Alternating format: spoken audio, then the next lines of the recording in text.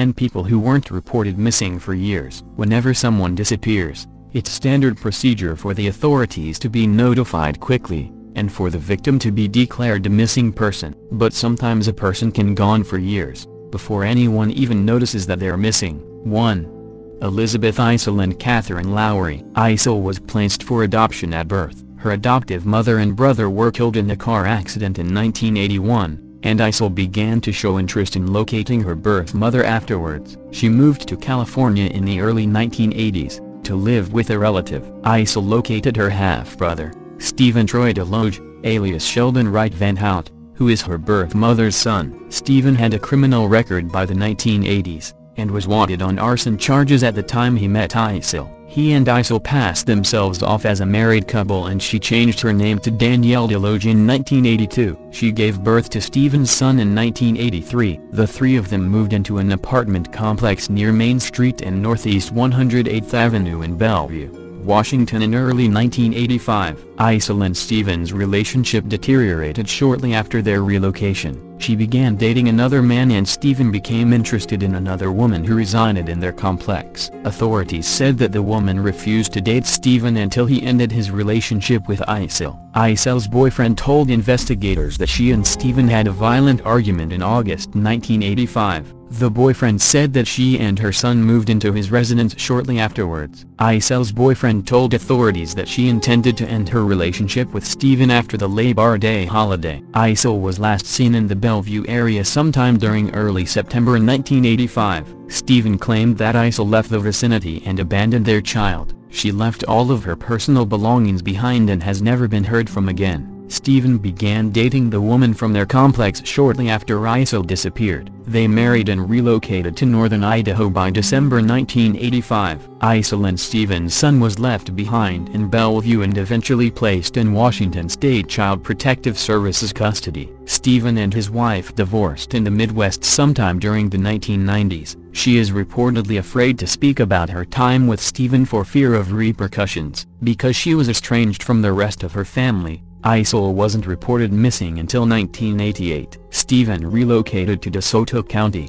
Mississippi in the mid-1990s and rented a farmhouse near the Olive Branch area. He became romantically involved with Catherine Lowry. Lowry and her two children moved into Stephen's residence shortly afterwards. Lowry disappeared from the area on February 1, 1999 and has never been heard from again. Stephen moved to Cheyenne, Wyoming with her children around the same time. In 2000, he was convicted of sexually abusing Lowry's daughter and sentenced to 6 life terms in prison. Stephen remains the prime suspect in both Isel and Lowry's cases, although he has never been charged in connection with either disappearance. Foul play is suspected in the women's cases, which remain unsolved. Lowry was last seen in Olive Branch, Mississippi on February 2, 1999. She lived on a 25-acre property in the 8900 block of Center Hill Road with her 8-year-old daughter, her 9-year-old son and her boyfriend, Sheldon Wright Van Hout. He is not the father of either of the children. Lowry disappeared on her daughter's birthday. A short time later,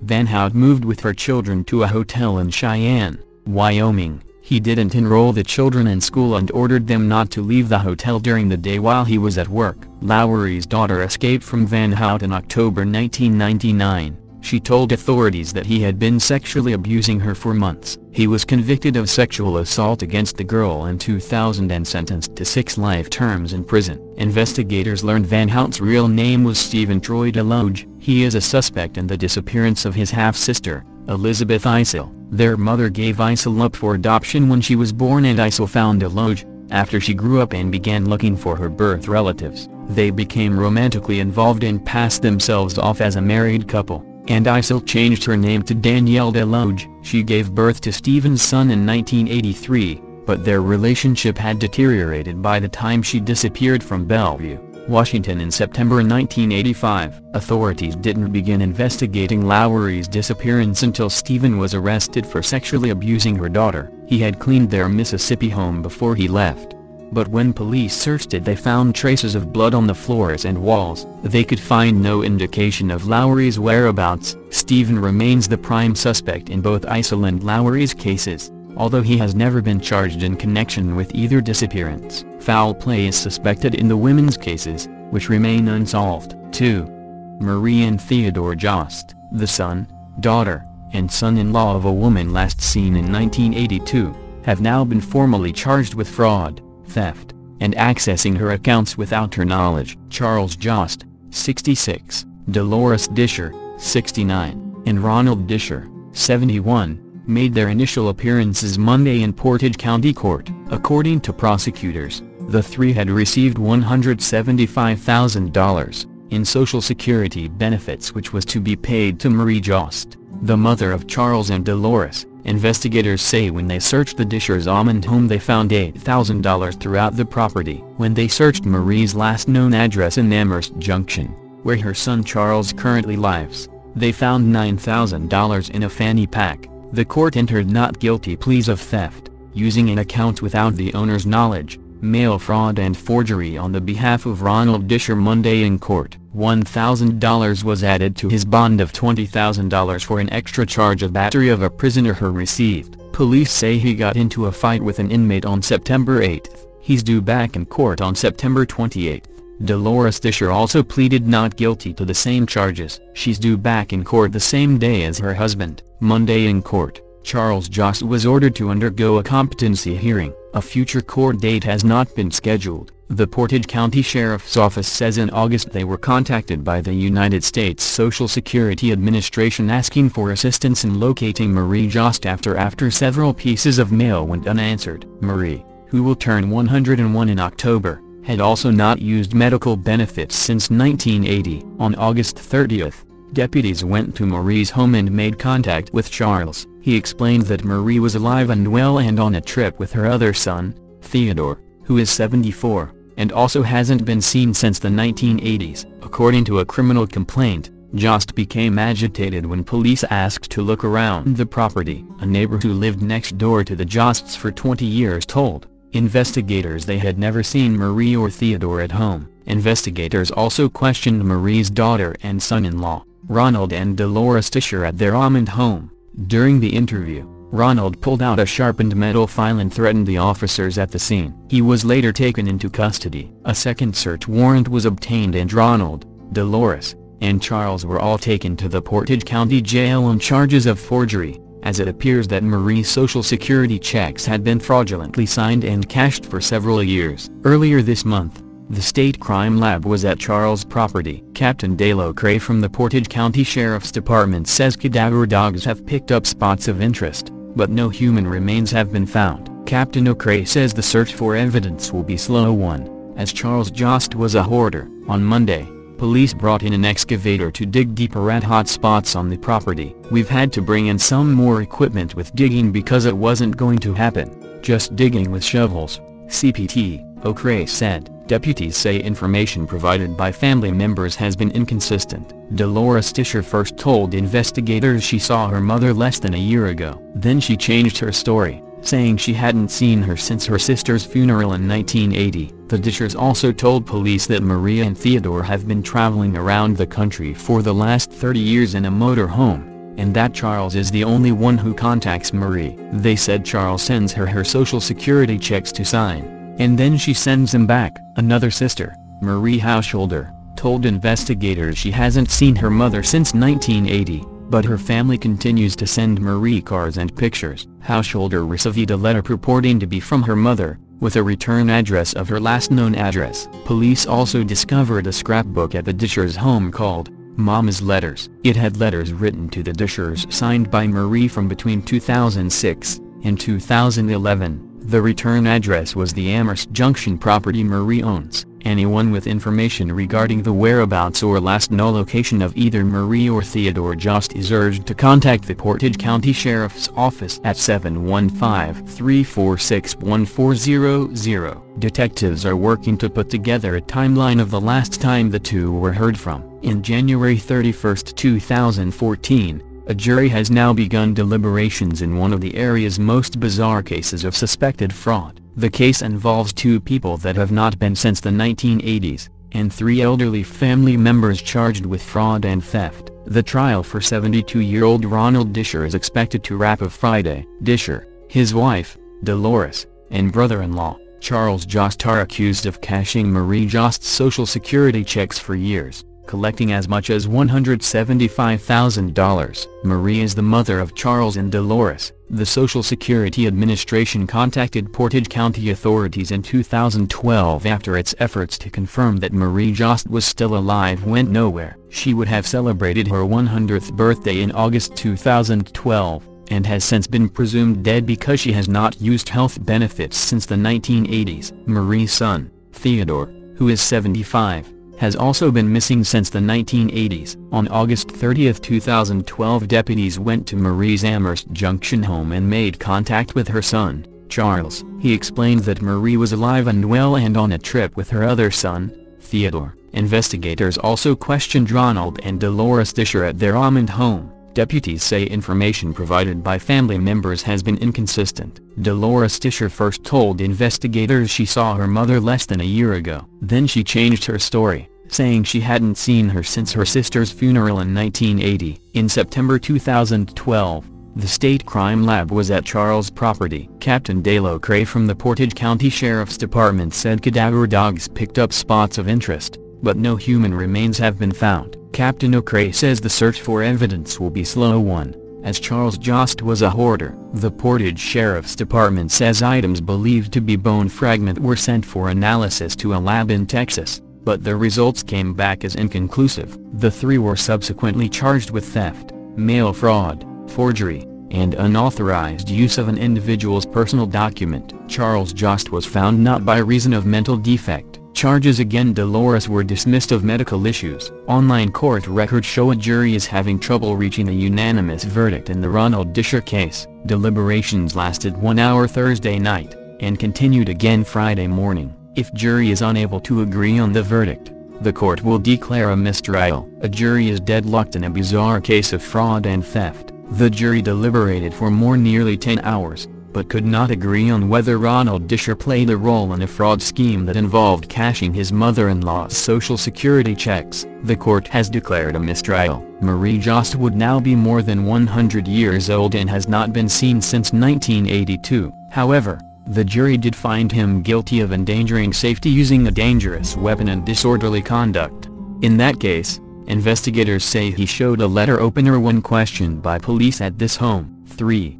Garnell Moore. The only current photo of the boy is not even of him. It's an age-progressed digital image of what Garnell Moore might look like now. Garnell hasn't been seen in at least 4 years, since he was about 7. In the eyes of the Baltimore police detectives who investigated 298 missing persons cases last year, he is the one person who has completely vanished. Even when relatives knew where he was, Garnell was barely under anyone's care. His parents fell out of his life early. The aunt who became his default guardian never enrolled him in school, and he never came to the attention of any child welfare agency. Garnell appeared to hardly register on anyone's radar until he didn't register at all. His aunt, Belinda Cash, later told police that in the summer of 2005, she could not care for him anymore and left him on the steps of a social services building in West Baltimore. Some in Garnell's family don't believe that story. Last year, they called police. What's clear is that the adult world failed Garnell.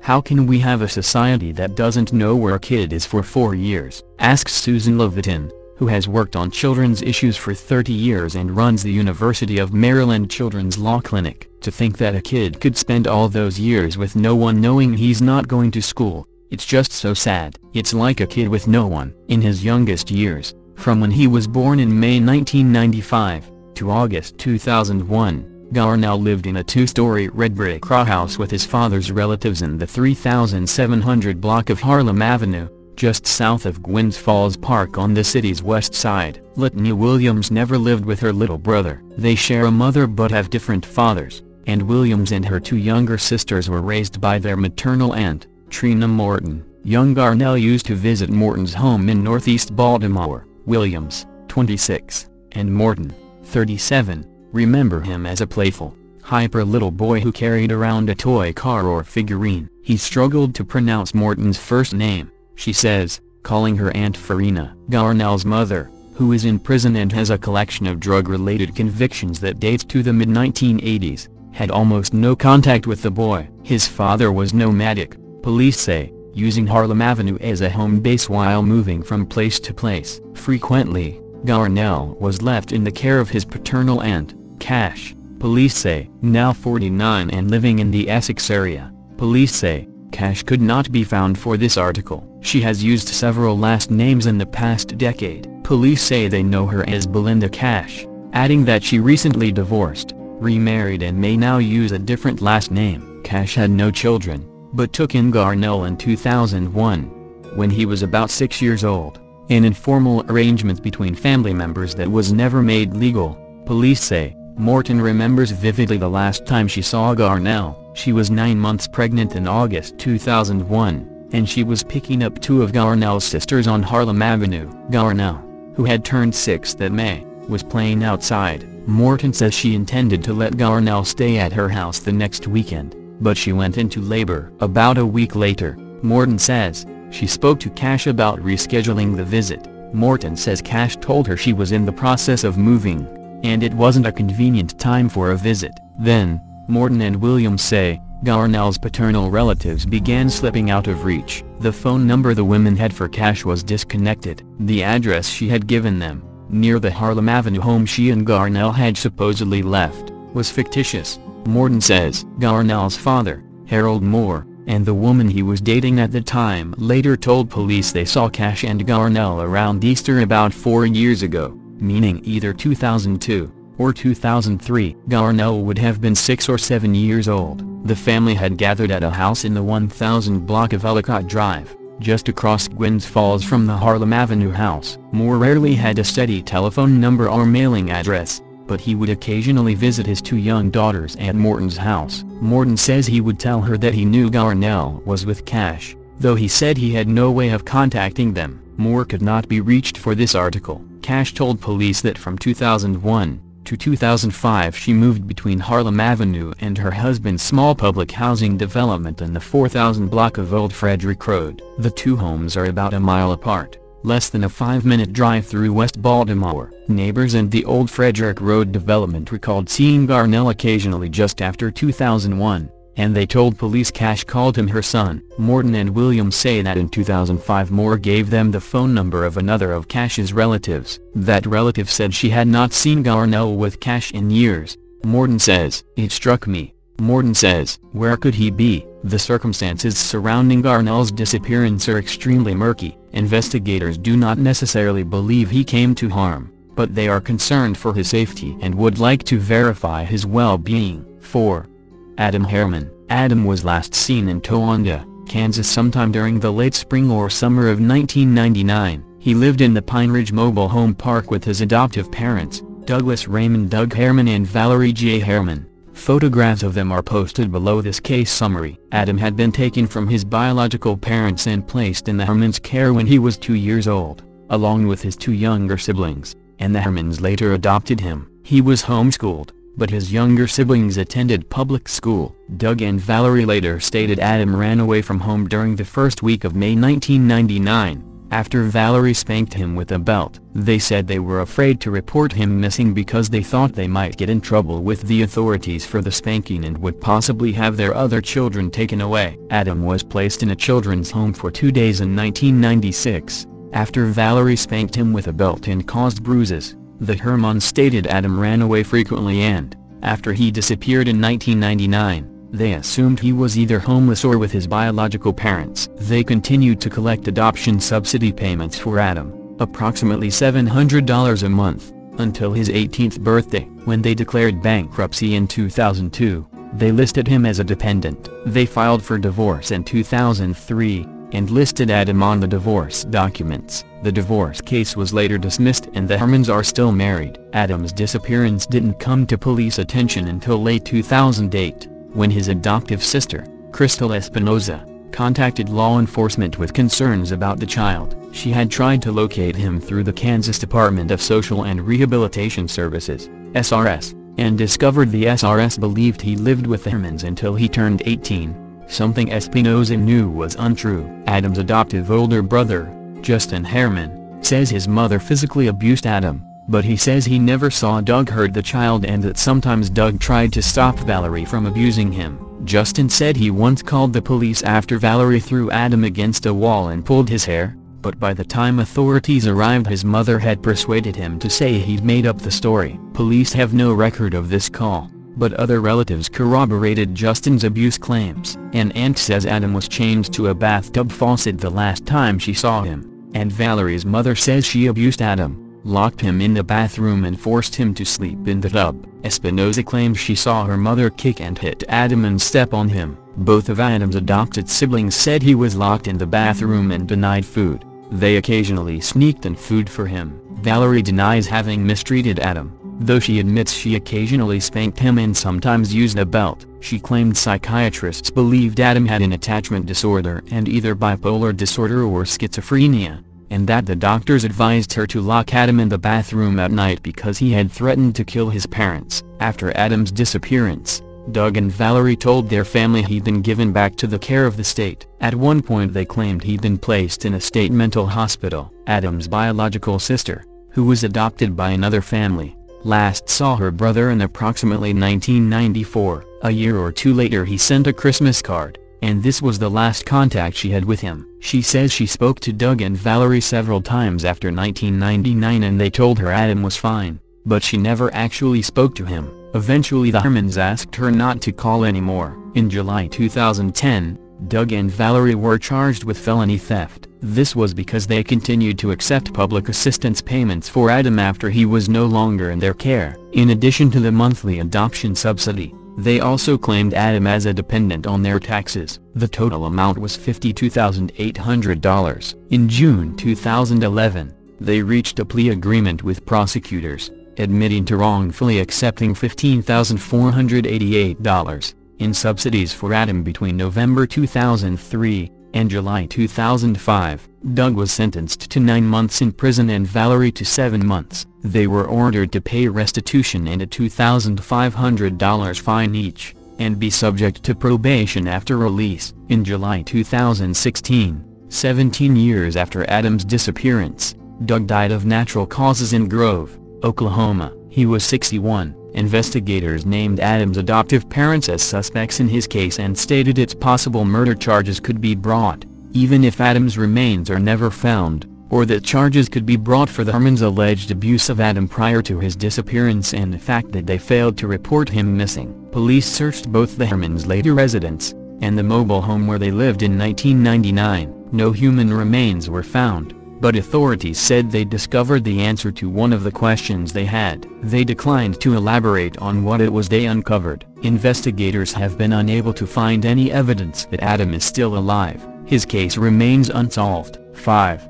Robbie Floyd. Robbie's neighbor saw her outside of the family's residence on Winter Park Drive in Fayetteville, North Carolina sometime during December 1996. The neighbor said that Robbie was packing boxes into her blue van at the time and said she was driving to Alabama to visit her ailing father. A woman was apparently with Robbie at the time. The neighbor claimed Robbie introduced the person as her mother, but Robbie's mother stated she had not visited her daughter's home in several years. The neighbor also said that Robbie was acting as if she was in a hurry. Robbie was last seen leaving her residence with 3 of her 4 children, Sarina Glenn, Brent Hughes and Brentany Hughes. The group was also accompanied by Robbie's younger sister, Jennifer Hughes. None of the family members have been seen again. Robbie was married at the time to Jason Allen Floyd, whose nickname is Shane. She and Jason had a son together, Brandon. Jason and Brandon remained at their Fayetteville residence after the other family members had left. Jason told authorities that Robbie had driven the others to Sylacauga,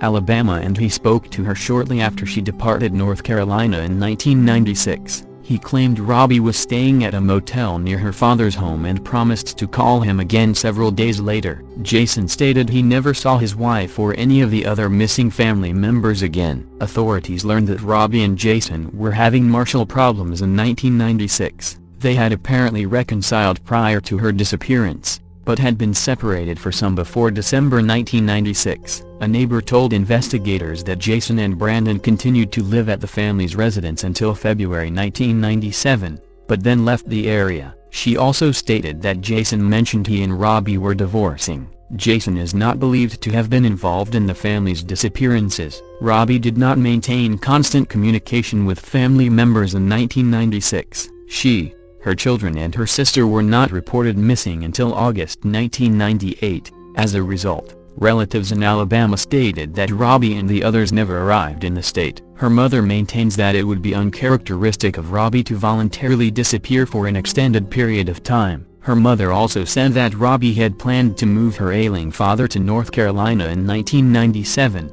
and care for him. Her father died in 1998. According to relatives, Robbie did not graduate from high school and does not have any job training. There has not been activity on any of the missing family members' social security numbers since 1996. Robbie never registered her van and has not renewed her driver's license since her disappearance. Authorities do not know what led the family members to vanish. Their cases remain unsolved. 6. June Ren. In February 1990, June Ren moved from China to Sydney, Australia, and by December of that year, she was married to a man named Bai Ku, living with him in the Camps Creek suburb. However, it wasn't long before their marriage fell apart. Bai supposedly had ties with organized crime in Asia, and June told friends he had defrauded $100,000 from a Chinese company. June also allegedly had an abortion and told a friend that she hated her husband and did not want to have his child. In May 1991, June made an attempt to leave Bai and stayed with a friend named Helen Liu. Bai eventually showed up and took his wife away. This was the last anyone ever saw of her. When 36-year-old June Ren went missing from her Camps Creek home in May 1991, her husband, Bai Ku, told her friend she had gone overseas with a rich man. But when Helen Liu insisted he report his wife as missing to the police, he allegedly raped her, telling Liu Australian police were stupid and that in a big country like this killing a few people is easy. An inquest into Ren's death heard yesterday. The inquest was told that police believe Mr. Ku, now 55, either killed Ren himself or has intimate knowledge of how she died. But because her body has never been found, the deputy state coroner, Karl Milovanovic, was unable to make a finding into the cause or manner of Ren's death or refer the case to the state's unsolved homicide team. The circumstances of the relationship of the deceased with her husband at the time and the circumstances in which she disappeared certainly makes the circumstances suspicious, but without a body I cannot say definitely, he concluded. The officer in charge of the investigation, Detective Senior Constable Graham Hibbs, told the inquest, "It is my belief that June Ren was murdered by Bai Ku or persons known to Bai Ku sometime in May 1991. The court had heard that Ren had had an abortion in the weeks leading up to her disappearance, telling a male friend she hated her husband and did not want to have his child. She had also attempted to leave Mr. Ku and stayed at Liu's house for 2 days. But Mr. Ku collected his wife and she was not seen again. Ren was reported missing 2 years after her disappearance when Liu discovered that Mr. Ku had never told police. The court heard. Police intelligence alleges that Mr. Ku is involved in Asian organized crime. The inquest heard. It heard Ren had told friends that before he moved to Sydney, her husband had defrauded $100,000 from a Chinese company. When the Herald visited Mr. Ku at the restaurant he owns in Ashfield, a man who translated the conversation said Mr. Ku could not remember much at all about that period in his life. Police have investigated Bai Ku, but have never been able to find any evidence that he was responsible for his wife's disappearance. After more than 20 years, June Ren's body has never been found, and she is still a missing person. 7. Christina Rickhart. Christina was last seen in Ozark, Arkansas during the summer of 1999. She was reported missing from Fordyce, Arkansas. Her family moved there shortly after her disappearance. She never re-enrolled in school for the fall of that year and has never been heard from again. One of Christina's younger brothers died in 1993, and her father died of cancer in 1999. Christina was born in DeQueen, Arkansas and lived in Fordyce and in Idabel, Oklahoma during her childhood. She and her 2 surviving younger brothers went to live with their father's brother, Charles Walter Bubba Rickhart, and his wife, Wanda Faye Rickhart, in 1997, because their mother was unable to care for them. Later that year, one of Christina's brothers was removed from the home by the Arkansas Department of Human Services, DHS, after it was alleged that Wanda abused him. Christina disappeared in 1999. In the spring of 2000, the DHS removed her other brother from Wanda and Charles's home due to abuse allegations. He was subsequently adopted by another family, and it was his adoptive mother that ultimately reported Christina missing in 2005. Wanda and Charles told authorities Christina had gone to California voluntarily with a great aunt. Charles said she had called them several times after her departure and sounded happy, but the calls stopped in April 2000. Investigators did not realize this story was untrue until 2005. 6 years after Christina's disappearance, the Richards continued to cash Social Security benefit checks for Christina for 18 months after she went missing. In February 2008, authorities unsealed a federal indictment charging Wanda and Charles with making false statements to law enforcement about Christina's disappearance. Early in 2008, Joanne Holdman, who lived with the Richards in 1999, came forward and told investigators the child was dead and she'd witnessed it. Holdman said Wanda and Christina had an argument that day. Wanda told Christina she needed a bath, forced her into the bathroom, shut the door and filled the tub. Holdman heard splashing, crying and Wanda and Christina shouting at each other for about 15 minutes. Then she heard a thud and Christina suddenly became silent. When the bathroom door opened, Christina was lying motionless in front of the bathtub. Holdman said she wasn't breathing and didn't have a pulse, and had a mushy spot on her head. Holdman was 18 years old and pregnant at the time, and she said she didn't come forward with her information until 2008, because Wanda repeatedly threatened her life and her child's life. She moved out of the house about a month after Christina's death. Charles was held under house arrest awaiting trial and Wanda was incarcerated. In June 2008, Charles pleaded guilty to conspiring to make a false statement to the Federal Bureau of Investigation, FBI, and confessed he had buried Christina's body in the Ozark forest. Charles said he wasn't present when Christina died, wasn't aware Wanda had threatened other witnesses, and didn't conspire with Wanda to invent the story about Christina being in California. He admitted he had lied to FBI agents, however, and admitted he knew Wanda was lying to them. Wanda was found guilty of 2 federal charges, including 1 count of conspiracy to make a false statement and 1 count of making a false statement, in December 2009, and sentenced to the maximum term of 10 years in prison. In January 2010, she pleaded no contest to 1 count of second-degree murder and was sentenced to 30 years in prison, consecutive to her previous sentence. The court also found that Wanda Richard physically and sexually abused Christina and her brothers, and ordered her to participate in sex offender treatment and not have contact with minors after her release from prison. Christina's body has never been recovered, but foul play is suspected in her case due to the circumstances involved. 8. Lena Chapin. Chapin was last seen sometime between January and April 2006. She was living in Dent County, Missouri at the time. Chapin wasn't reported missing until November 2008, 2.5 years after her disappearance. She has never been heard from again. Chapin's stepfather, Gary McCulloch, disappeared when she was 13 years old. In 2003, Chapin went to Gary's brother Albert and told him her mother, Sandra McCulloch, had shot Gary 3 times in the head and then made her help clean up the crime scene. Chapin said she cleaned the blood off the floor and she and Sandra wrapped Gary's body in plastic and burned it in a brush fire until only bone fragments remained. Albert recorded Chapin's statement and took the tape to the authorities, but Chapin quickly recanted and told her mother and law enforcement she'd made the story up. Chapin disappeared approximately 3 years after she made her statement. Her mother said she'd gone to Florida with a boyfriend in a black 2000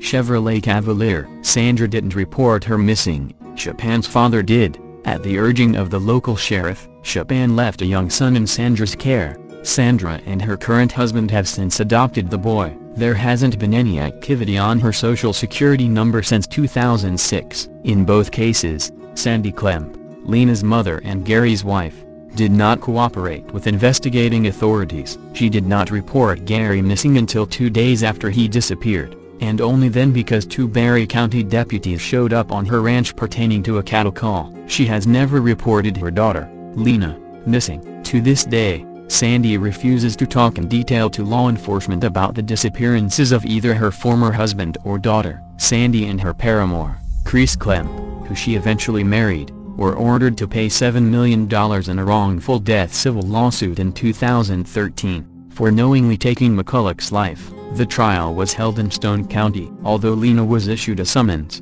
It was never delivered and she didn't testify in the civil proceedings due to her disappearance. A taped confession of Lena's participation in the alleged cover-up of Gary's murder also was not played for the jury. The Dent County Sheriff's Office reports they did not open a file on Lena's disappearance until March of 2012. Only then did authorities learn that 6 years prior she was living with her fiancé Jason Bryant in an apartment outside of Steelville. Bryant told detectives in 2012, he left Lena behind the morning of Valentine's Day, 2006, with a kiss and a promise to return. However, that evening he instead found her mother Sandy cleaning out all of her daughter's belongings from their apartment. He said he never saw Lena again. The reason it took so long for Lena to be reported missing, and why neither Sandy or Chris Klemp have even so much as spoken with the detective in charge of finding their daughter, are just two of many questions relating to the mystery of what happened to Lena Chopin and her stepfather Gary McCulloch. Gary was declared legally dead in 2005. In 2012, his two daughters filed a wrongful death lawsuit against Chopin, Sandra and Klemp, as well as Klemp's former wife, Jennifer Lee Braden. The lawsuit alleges Sandra and Klemp were having an affair in 1999, and conspired to kill Gary, who planned to divorce his wife. In the summer of 2013, a trial jury unanimously awarded $8 million in damages to Gary's daughters in connection with his wrongful death. It's unclear whether Gary and Chopin's disappearances are connected, but foul play is suspected in both cases. 9. Walter Dunson, Dunson's son, Gary Adams, reported him missing on June 5, 1998. He said they were shopping together at Findlay Market on Elder Street in the Over-the-Rhine neighborhood of Cincinnati at about 2 p.m. when Adams stepped into a butcher shop for a moment to purchase steaks, and when he came back out Dunson was gone. Dunson was carrying a black leather wallet with about $15 in it when he disappeared. He may also have been carrying a lottery ticket. A clerk at CK Beauty Supply in Findlay Market remembers selling one to a man matching Dunson's description. Other people at Findlay Market also recall seeing an elderly man that day, but he appeared to be at least 20 years younger than Dunson. Investigators believe that Adams's version of events is fictitious and Dunson actually died years, perhaps over a decade, before his alleged disappearance. Adams had lived with his family and rented accommodation in the 5700 block of Wyatt Avenue for 18 years, and his landlord and neighbors don't recall seeing an elderly man living with them. Dunson's supposed bedroom was at the top of a steep flight of stairs,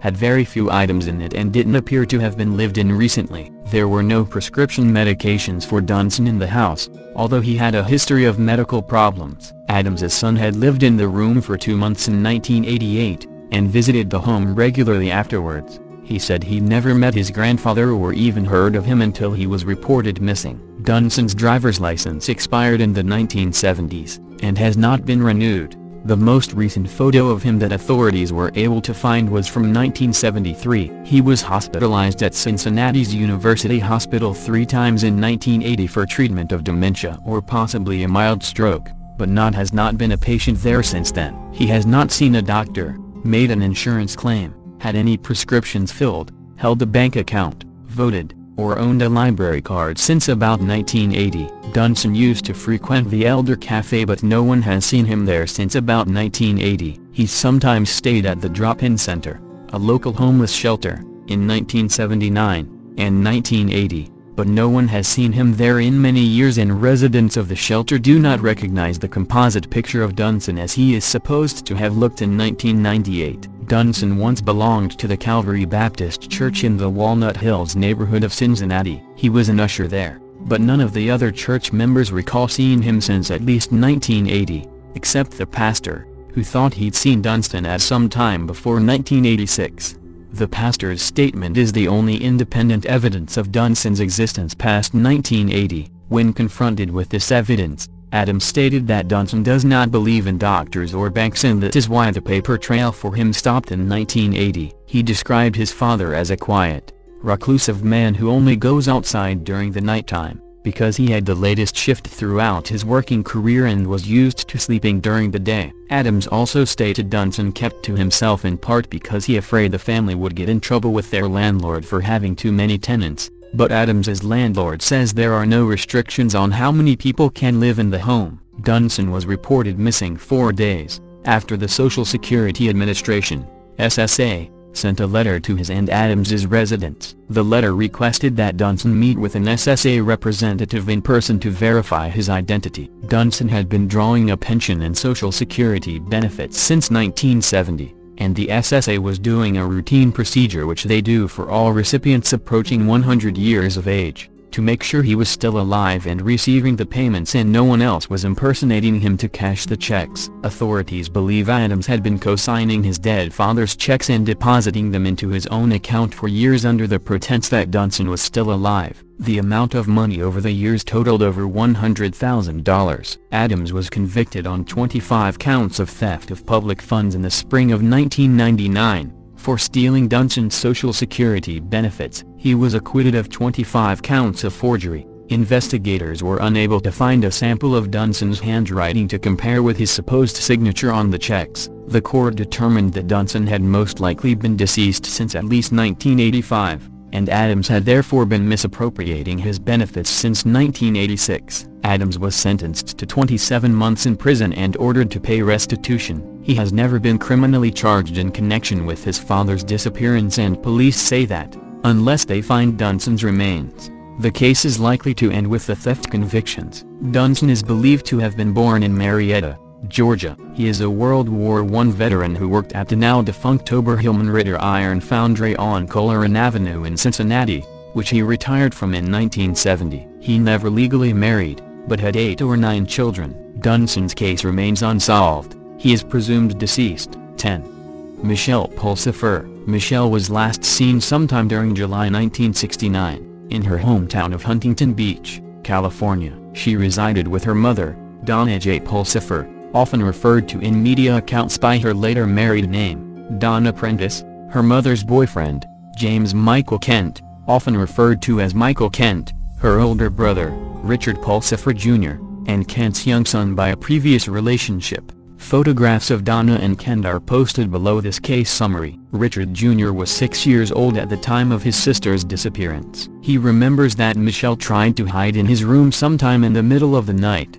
around July 4th, and seemed frightened. Donna went in and took her away and he never saw her again. Richard Jr. says he was often abused physically by Kent and that Kent hit Donna as well. He also recalls that the day after he last saw Michelle, he went into the family's garage and saw a large cardboard box covered with blankets. The box had not been there the last time he was in the garage. Donna found Richard Jr. in the garage and told him to get out of there and stay out. She told him the box contained a motorcycle seat. A few days after Michelle vanished, Donna, Kent, and the 2 boys packed all their belongings and moved to Illinois. Donna and Kent told the children that there was not enough room in the car for Michelle, so they were leaving her behind. She did take her own pet cats and dogs with them. However, Richard Jr. later said he had been forbidden to ever mention Michelle's name while he was growing up, and his mother and stepfather ignored him whenever he asked what had happened to her. Kent reportedly told his own biological son that he would only discuss Michelle's fate when he was on his deathbed. Michelle and Richard Jr.'s father,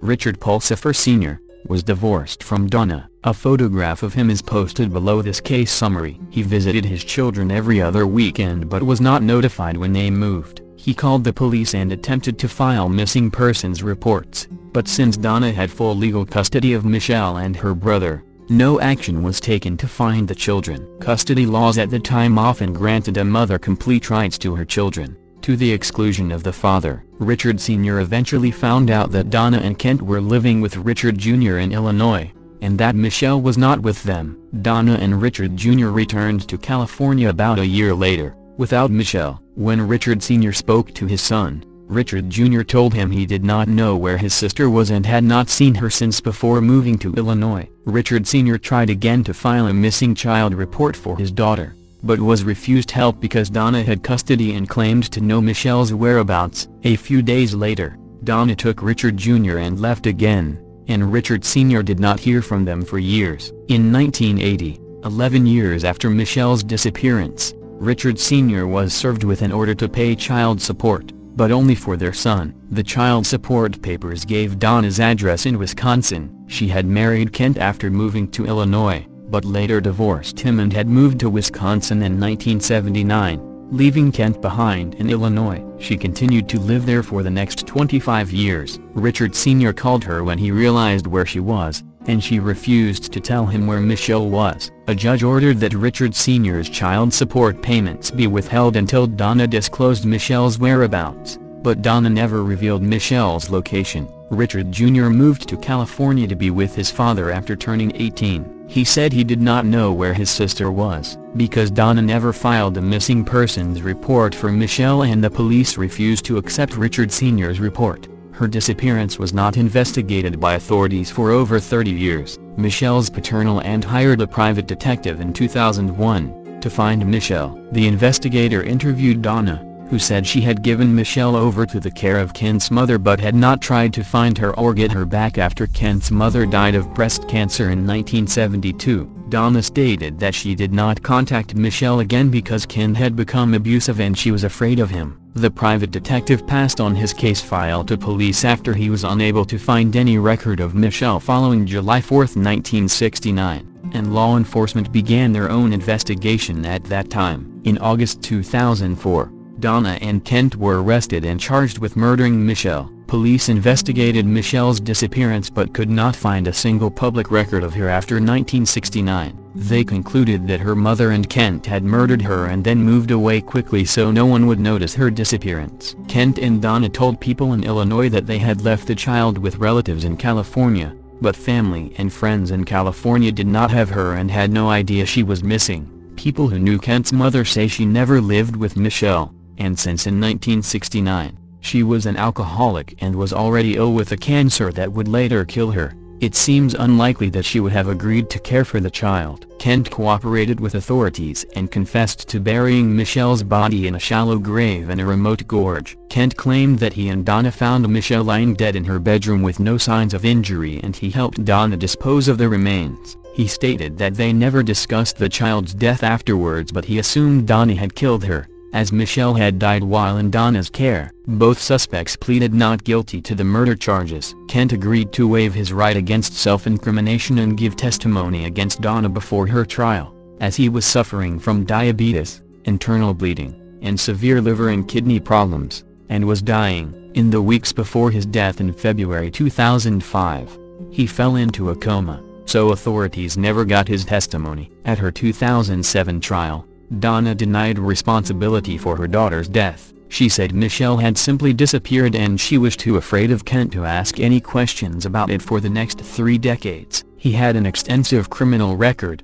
a substance abuse problem, a violent temper, and a history of violence towards women and children. The jury was unable to reach a verdict and a mistrial was declared. Donna was retired in 2008, but the jury was again unable to reach a verdict. After the second trial, the judge dismissed the charges, saying there wasn't enough evidence to try her a third time and the case should be closed. Michelle's remains have not been found. The canyon she was allegedly buried in has regular floods and unless her body was buried deeply, it may have been washed away by the water or eaten by animals. Foul play is strongly suspected in her case due to the circumstances involved.